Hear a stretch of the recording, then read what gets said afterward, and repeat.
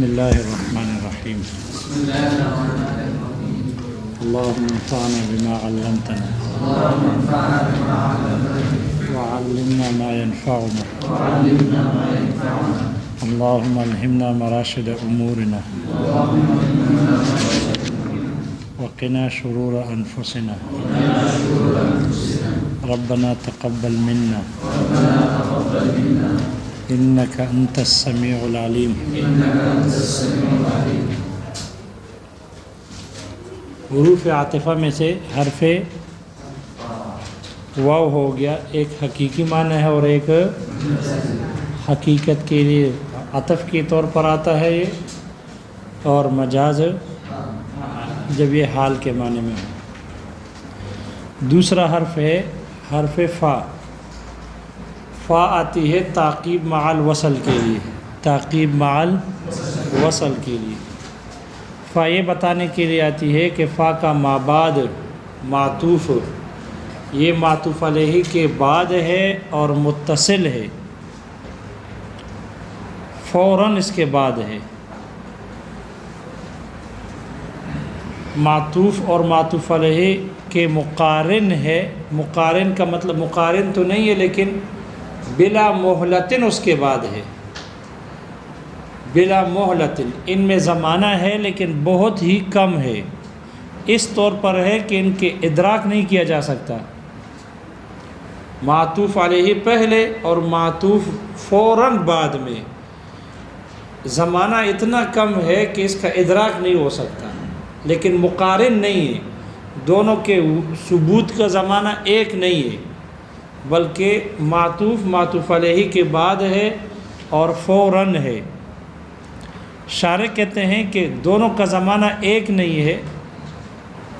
کیونکہ مقارنت نہیں ہے، اس لیے کہ مقارنت معنی ہے کلمہ مع کا، جاء زید مع عمر، تو اس کا مطلب ہے کہ معطوف معطوف علیہ کے ساتھ دونوں کا زمانہ ایک ہے۔ وہاں مقارنت زمانیہ ہے لیکن یہاں پر مقارنت نہیں ہے۔ البتہ معطوف معطوف علیہ کے فوراً بعد ہے، وہ جو زمانہ ہے وہ بڑا لطیف ہے، بہت کم زمانہ ہے۔ لہذا چونکہ فا آتی ہے تعقیب کے لیے، یہ بتانے کے لیے کہ اس کا مابعد اس کے ماقبل سے بعد میں ہے، لہذا اگر کوئی آدمی یہ کہے ان دخلت الدار فانت طالق، ان دخلت هذه الدار فهذه الدار فانت طالق، اگر تم اس گھر میں داخل ہو گئی، فهذه الدار، اور فوراً اس کے بعد اس گھر میں داخل ہو گئی تو تمہیں طلاق ہے۔ تو دوسرے گھر میں طلاق واقع ہونے کے لیے شرط یہ ہے کہ پہلے گھر کے بعد دوسرے گھر میں فوراً داخل ہو جائے بلا تاخیر کے، تو شرط پائی جائے گی، طلاق واقع ہو جائے گی۔ اب اگر یہ عورت دونوں گھروں میں داخل نہ ہو تو طلاق واقع نہیں ہوگی، اور اگر یہ عورت دوسرے گھر میں پہلے داخل ہو جائے، پہلے گھر میں بعد میں داخل ہو جائے، طلاق واقع نہیں ہوگی، اور اگر پہلے گھر میں داخل ہو جائے اور دوسرے گھر میں تاخیر سے داخل ہو جائے، طلاق واقع نہیں ہوگی۔ بلکہ طلاق کے لیے ضروری ہے کہ پہلے گھر کے بعد دوسرے گھر میں فوراً داخل ہو بلا تاخیر کے، تب طلاق واقع ہوگی، اس لیے کہ شوہر نے کلمہ فا کو استعمال کیا، اور فا تعقیب مع الوصل کے لیے ہے۔ یہ تعقیب مع الوصل والا معنی اس کا حقیقی معنی ہے۔ مصنف کہتے ہیں کہ یہ فا احکامات کے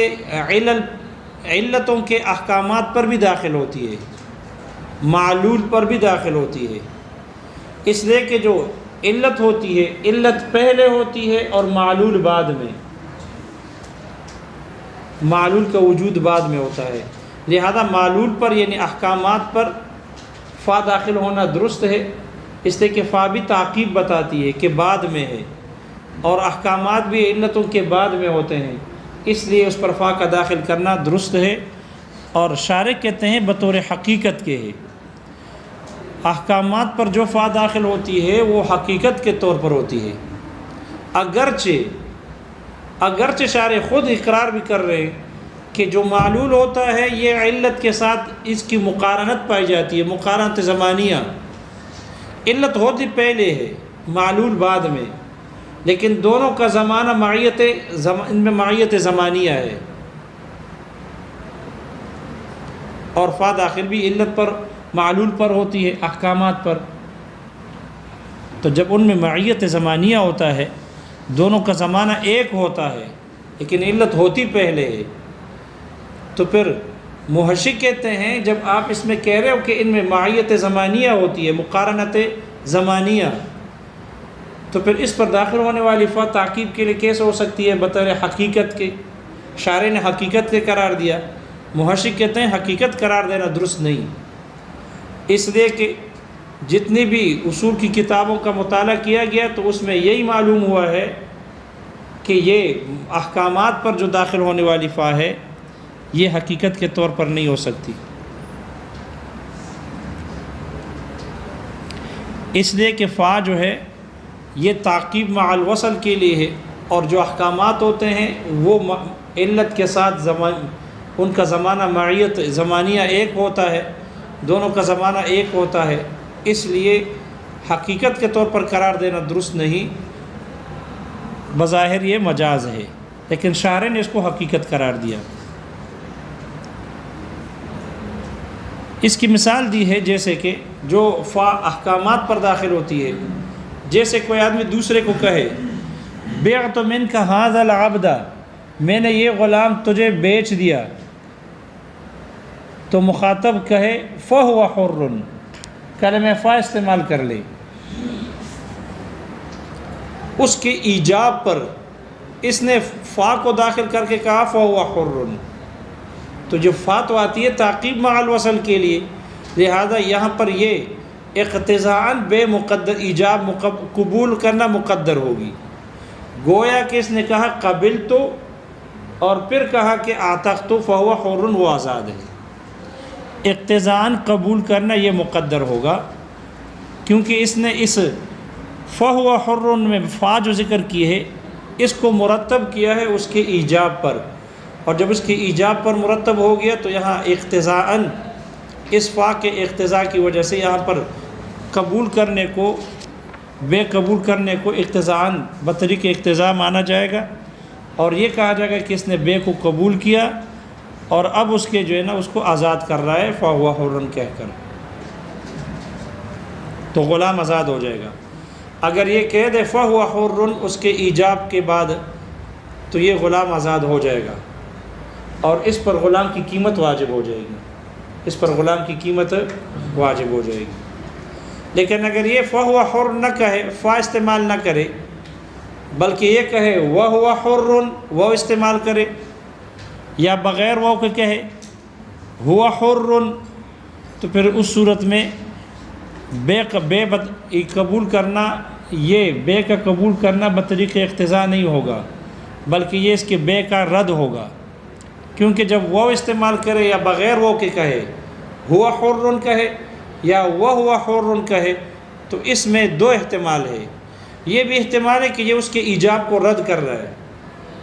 کیونکہ جب اس نے کہہ دیا بعت منک ھذا العبد، یہ غلام میں نے تجھے بیچ دیا، اور وہ کہے ہوا حر، وہ تو آزاد ہے، کیسے بیچتے ہو، یا ہوا حر وہ آزاد ہے تو آپ اس کی بے کیسے کرتے ہو، تو اس سے اس کے ایجاب کا رد کا احتمال بھی ہے کہ یہ اس کی ایجاب کو رد کر رہا ہے، اور یہ بھی احتمال ہے کہ وہ اس کی ایجاب کو قبول کر رہا ہے اور یہاں انشاءً اس کے آزاد کرنا چاہتا ہے، تو چونکہ احتمال ہے کہ یہ اس کے اس ایجاب کو رد کر رہا ہے، اور یہ بھی احتمال ہے کہ یہ اس کے قبول کرنے کو انشاء حریت کو پیدا کر رہا ہے غلام کو، پھر بے کا قبول کرنا ہوگا، لہذا دونوں احتمال ہے، اس غلام میں دونوں احتمال پیدا ہو گئے، یہ بھی احتمال ہے اس بے کے قبول کرنے میں، دونوں احتمال آ گئے کہ ہو سکتا ہے کہ یہ اس کے بے کو قبول کرنا چاہتے ہوں، غلام کو آزاد کرنا چاہتے ہیں، اور یہ بھی احتمال ہے کہ یہ اس کے بے کو رد کرنا چاہتے ہوں، تو اس احتمال اور شک کی وجہ سے یہ بے اس کا قبول کرنا ثابت نہ ہوگا اور غلام آزاد نہ ہوگا۔ لیکن اگر فا استعمال کر لے تو وہ چونکہ تحاتی ہے تعقیب مع الوصل کے لیے، اس لیے وہ پہلے والے ایجاب پر مرتب ہو جائے گی، اور یہ اس کی طرف سے اقتضاءً بے کا قبول کرنا سمجھا جائے گا، اور غلام آزاد ہو جائے گا۔ اس غلام کی قیمت اس متکلم پر، مخاطب پر واجب ہو جائے گی۔ تو چونکہ یہاں فا داخل ہوئی ہے علت پر، احکامات کے علتوں کے احکام پر داخل ہوئی ہے، اور احکامات بعد میں ہوتے ہیں، علت پہلے ہوتی ہے، اور تعقیب کا معنی بھی یہی ہے کہ جو بعد میں آئے اس پر فا داخل ہوتی ہے۔ شارح نے اس کو بطور حقیقت کے قرار دیا، لیکن محشی حقیقت پر راضی نہیں ہے، وہ کہتے ہیں کہ حقیقت نہیں ہو سکتی۔ مصنف کہتے ہیں جیسے یہ فا علتوں کے احکامات پر داخل ہوتی ہے، خود علتوں پر بھی داخل ہو سکتی ہے، اگرچہ علت پہلے ہوتی ہے اور معلول حکم بعد میں، لیکن مصنف کہتے ہیں یہ فا خود علتوں پر بھی داخل ہو سکتی ہے، لیکن یہ اس وقت ہوگی کہ جب وہ علت ان علتوں میں سے ہو کہ جن کے دائمی ہو، جن کے لیے دوام ہو۔ جو علت دائمی ہوگا تو پھر اس پر فا کا داخل کرنا درست ہے، کیونکہ فا آتی ہے تعقیب کے لیے اور علت ہوتی ہے پہلے، تو پھر اس میں فا کا داخل کرنا تو درست نہیں بنتا۔ اس لیے مصنف کہتے ہیں یہ اس علت میں ہوگی کہ وہ علت احکامات سے پہلے تو ویسے ہی ہوتی ہے، احکامات کے بعد بھی پائی جائے، اس لیے دائمی ہونے کی قید لگا دی۔ جو علت دائمی ہو، دائمی کا مطلب وہ ہمیشہ ہمیشہ نہیں، بلکہ مطلب یہ کہ حکم سے پہلے تو ہوتی ہے، حکم کے بعد بھی باقی رہے، ایک مدت تک حکم کے بعد بھی باقی رہے۔ اگر علت ایسی ہو تو پھر اس علت پر بھی فا کا داخل کرنا درست ہے۔ دو مثالیں ذکر کی ہے، ایک شارح نے ذکر کی ہے اور ایک مصنف نے ذکر کی ہے۔ شارح نے جو مثال ذکر کی ہے کہ علتوں پر بھی فا کا داخل کرنا درست ہے، فا وہ جو تعقیب کے لیے، جیسے کہ کوئی آدمی دوسرے کو کہے، ایک آدمی سخت تنگی میں ہے، مشکل میں ہے، قید میں ہے، ظالم کی قید میں ہے، رہائی کی کوئی خلاصی امکان نہیں ہے، خلاصی کی کوئی صورت نہیں ہے، پھر اس کو کوئی کہے کہ ابشر، خوش ہو جا، فقد اتاک الغوث، تیرے پاس فریاد کرنے والا، فریاد رس، مدد کرنے والا پہنچ گیا۔ ابشر فقد اتاک الغوث، خوش ہو جاؤ۔ خوش کیوں ہو جاؤ؟ خوش ہونے کی وجہ اتیان الغوث، مدد کا پہنچ جانا ہے، مددگار کا آنا ہے۔ تو دیکھو فقد اتاک الغوث، خوشخبری کی علت وہ مددگار کا آنا ہے، اس پر دیکھو فا داخل ہے۔ یہ جو غوث ہے مددگار، یہ خوشخبری سے پہلے بھی موجود ہے اور خوشخبری کے بعد بھی موجود ہے۔ تو چونکہ یہ علت ایسی علت ہے خوشخبری کی کہ یہ خوشخبری سے پہلے بھی اس کا وجود موجود ہے اور خوشخبری کے بعد بھی ایک مدت تک یہ مددگار باقی رہے گا، تو اس میں تعقیب والے معنی پایا گئے۔ خوشخبری سے پہلے تو تھا، اس لیے کہ علت تو ہوتی ہے پہلے، اور خوشخبری کے بعد بھی، معلول کے بعد بھی ایک مدت تک باقی رہے گا، اس لیے اس ایسے علت پر فا کا داخل کرنا درست ہے۔ البتہ اس پر اشکال ہے کہ یہاں پر فا تو غوث پر داخل نہیں ہے، فا تو اتیان پر داخل ہے، فقد اتاک الغوث، تو جس پر فا داخل ہے اس میں دوام نہیں ہے۔ عطا یا اتیان تو فعل آنی ہے، یہ تو دائمی نہیں ہے، جو ہی غوث آ گیا اب تو بس آنا پایا گیا، یہ تو دائمی نہیں ہے، آتے ہی ختم ہو جاتا ہے۔ تو اتیان جس پر فا داخل ہے وہ فعل آنی ہے، اور جو غوث دائمی ہے اس پر فا داخل نہیں ہے۔ تو پھر یہاں کیسے کہتے ہیں کہ ادھر فا کا داخل کرنا ٹھیک ہے، یہ علت ہے؟ اس کا جواب شارح ذکر کر رہے ہیں کہ اگرچہ یہاں پر فا اتیان پر داخل ہے، لیکن اس سے مراد غوث کا وجود ہے کہ تم خوش ہو جاؤ، اس لیے کہ غوث موجود ہے۔ اتیان سے مراد اس کا وجود ہے، اور وجود جیسے بشارت سے پہلے ہے وہی وجود بشارت کے بعد اور خوشخبری کے بعد بھی ہے۔ تو اتیان سے مراد، لفظ اتیان مراد نہیں ہے فقط عطا کا، بلکہ اس سے مراد غوث کا موجود ہونا ہے، اور وہ غوث کا وجود بشارت سے پہلے بھی ہے خوشخبری سے، اور اس کے بعد بھی ہے، تو تعقیب والا معنی ثابت ہو جاتا ہے، اس لیے اس پر فا کا داخل کرنا درست ہے۔ لہذا فا جیسے احکامات پر داخل ہوتی ہے علتوں پر بھی داخل ہوتی ہے، لیکن شرط یہ ہے کہ وہ علت ان علتوں میں سے ہو کہ جو دائمی ہو، یعنی معلول کے بعد بھی باقی رہے۔ البتہ محشی کہتے ہیں کہ نہیں، علت کے لیے دائمی ہونا شرط نہیں ہے، علت کے لیے دائمی ہونا شرط نہیں ہے۔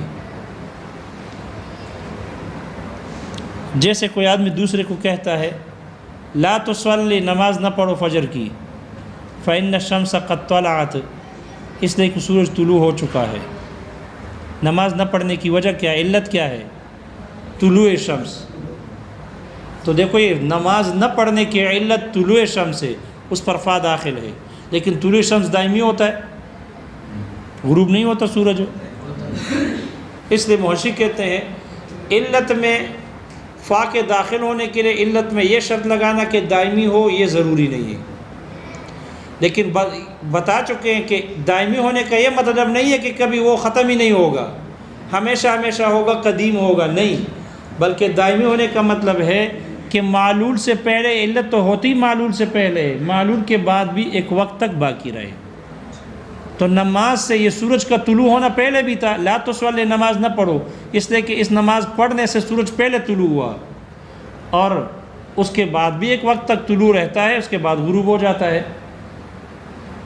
تو دائمی ہونے کا مطلب یہ نہیں ہے کہ ہمیشہ رہتا ہے، مطلب یہ ہے کہ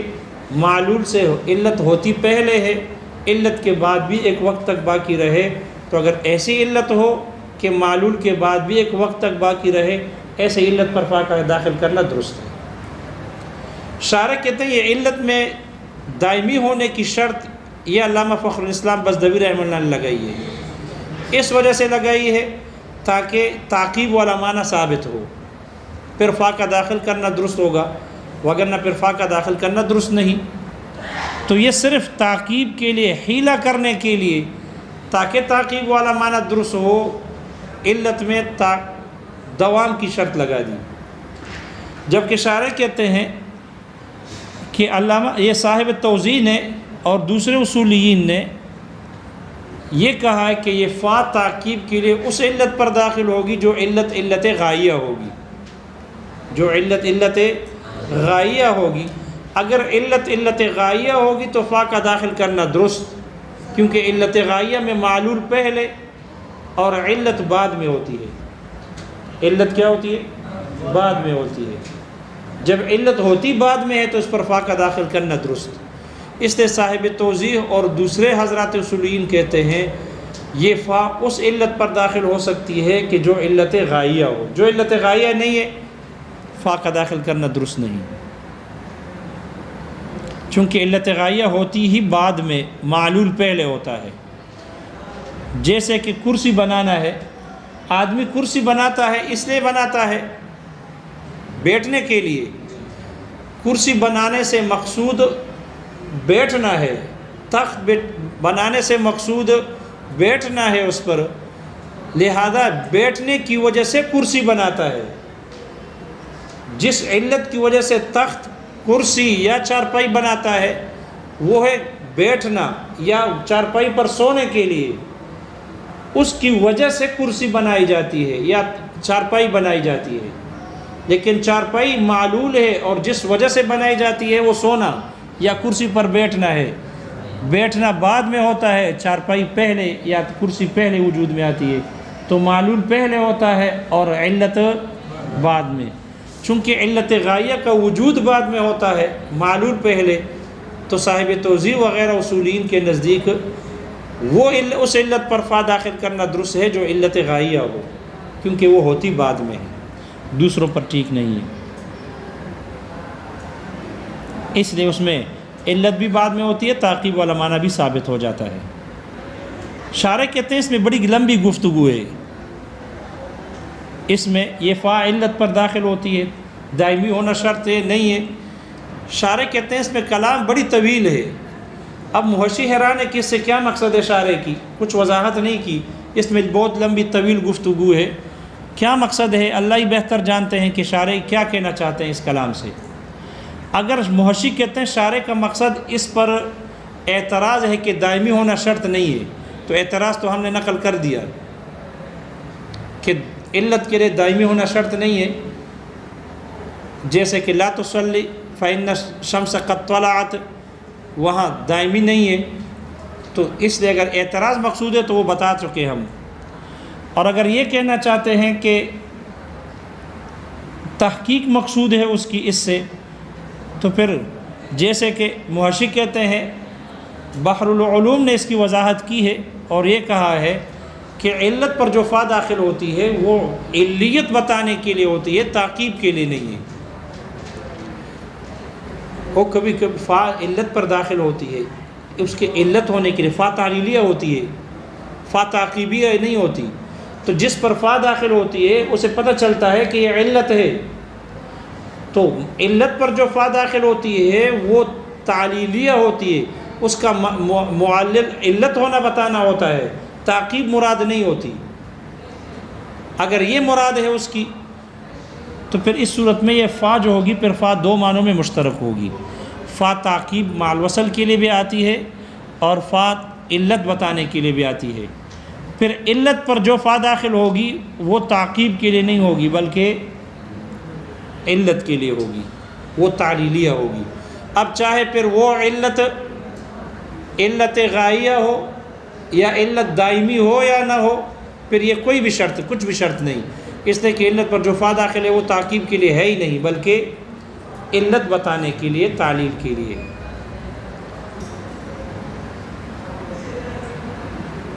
خلاصہ یہ کہ فا علت پر بھی داخل ہوتی ہے جیسے کہ احکامات پر داخل ہوتی ہے۔ مصنف نے اس کی مثال ذکر کی ہے، جیسے کوئی مولا اپنے غلام کو کہے اد الی الفا فانت حر، تم مجھے 1000 ادا کر دو کیونکہ تم آزاد ہو، فا استعمال کیا، فانک حر، فانت حر، فانک حر، اس لیے کہ تم آزاد ہو، تو فانت حر انک حر کے معنی میں ہے لانک حر، لہذا وہ استعمال نہیں ہے، فا استعمال ہے، تو یہ فا چونکہ آتی کس کے لیے؟ تعقیب مع الوصل کے لیے، اور فا علت پر داخل ہے، لہذا ادائیگی کے لیے یہ حریت علت ہے۔ اد الی الفا فانت حر، تو یہ فا علت پر داخل ہے، جب فا علت پر داخل ہے تو یہ حریت علت ہوگی ادائیگی کے لیے، اور علت پہلے ہوتی ہے اور معلول بعد میں، اس سے آزاد پہلے ہوگا اور ادائیگی بعد میں ہوگی، اس کی حریت موقوف نہیں ہوگی ادائیگی پر بلکہ وہ پہلے آزاد ہو جائے گا، اس لیے کہ فا ذکر ہے، اور فا آتی ہے تعقیب مع الوصل کے لیے، علت بیان کرنے کے لیے، اس لیے وہ غلام آزاد ہو جائے گا،